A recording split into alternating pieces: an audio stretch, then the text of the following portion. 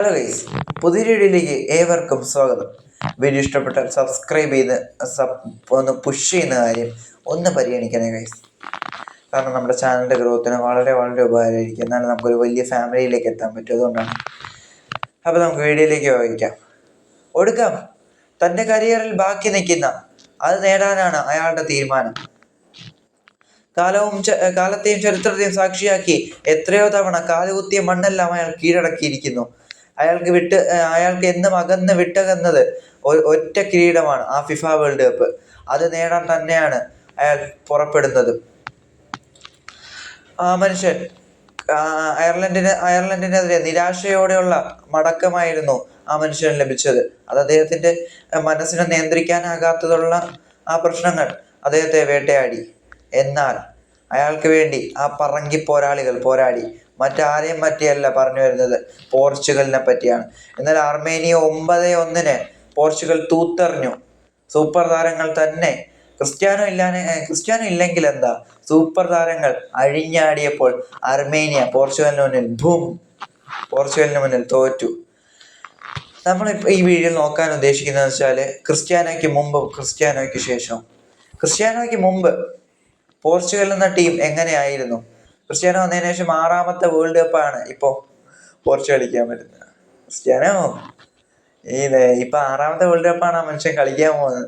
പക്ഷെ 6ാമത്തെ world cup ആണെങ്കിലും ആ വേൾഡ് കപ്പ് ആദ്യത്തെ വേൾഡ് കപ്പ് പോലെ അങ്ങേർക്ക് തോന്നത്തുള്ളൂ. അത് വേറെ കാര്യം.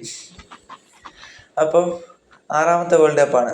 ക്രിസ്ത്യാനോ വരുന്നതിന് മുമ്പ് ഡിഫറൻസ് നോക്കണം. വെറും 3 വേൾഡ് കപ്പിൽ മാത്രമാണ്. 2006 ക്രിസ്ത്യാനോ ആദ്യ വേൾഡ് കപ്പിൽ കളിക്കുന്നത്. 2002 വരെയുള്ള വേൾഡ് കപ്പിൽ വെറും 3 വേൾഡ് കപ്പിൽ മാത്രമാണ് പോർച്ചുഗൽ നാഷണൽ ടീം കളിച്ചിരിക്കുന്നത്. ഇനി അടുത്ത നോക്കൂ,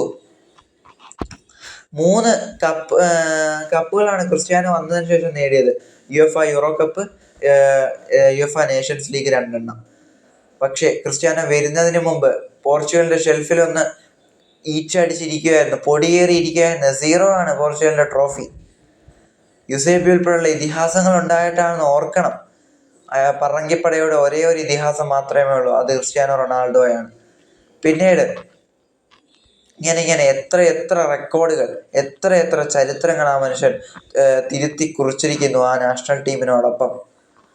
ഇങ്ങനെ അയാൾ 2026 വേൾഡ് കപ്പും കളിക്കാൻ ഒരുങ്ങുകയാണ്. വിധി അയാളെ വേട്ടയാടിയില്ലെങ്കിൽ അയാൾ ആ വേൾഡ് കപ്പിന് എത്തുക തന്നെ ചെയ്യും. ക്രിസ്ത്യാനോ ഇല്ലായിരുന്നുവെങ്കിൽ പോർച്ചുഗൽ എന്ന രാജ്യം യൂറോപ്പിന്റെ ഫുട്ബോൾ ഭൂപടത്തിൽ ചതഞ്ഞറിഞ്ഞു പോകുന്ന ഒരു രാജ്യമായേനെ.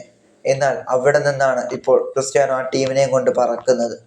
പോർച്ചുഗലിലെ നന്ദിയില്ലാത്ത മാധ്യമങ്ങൾ അയാളെ വിമർശിക്കുന്നുണ്ടെങ്കിലും കാലത്തിനും ലോകത്തിനും ചരിത്രത്തിനും ആ സത്യം അറിയാം. എന്താണ് ഗൈസ് ഈ വീഡിയോയെ പറ്റി പറയാനുള്ളത്? വലിയൊരു അഭിപ്രായങ്ങൾ താഴെ കമൻറ്റ് ചെയ്യുക. വീഡിയോ ഇഷ്ടപ്പെട്ടാൽ ലൈക്ക് ചെയ്യുക, ഷെയർ ചെയ്യുക, ഹൈപ്പ് ചെയ്യുക. നമ്മുടെ ചാനലിൻ്റെ ഗ്രോത്തിന് അങ്ങനെയൊക്കെ ചെയ്ത് കഴിഞ്ഞാൽ വലിയ സഹായമായിരിക്കും. അപ്പം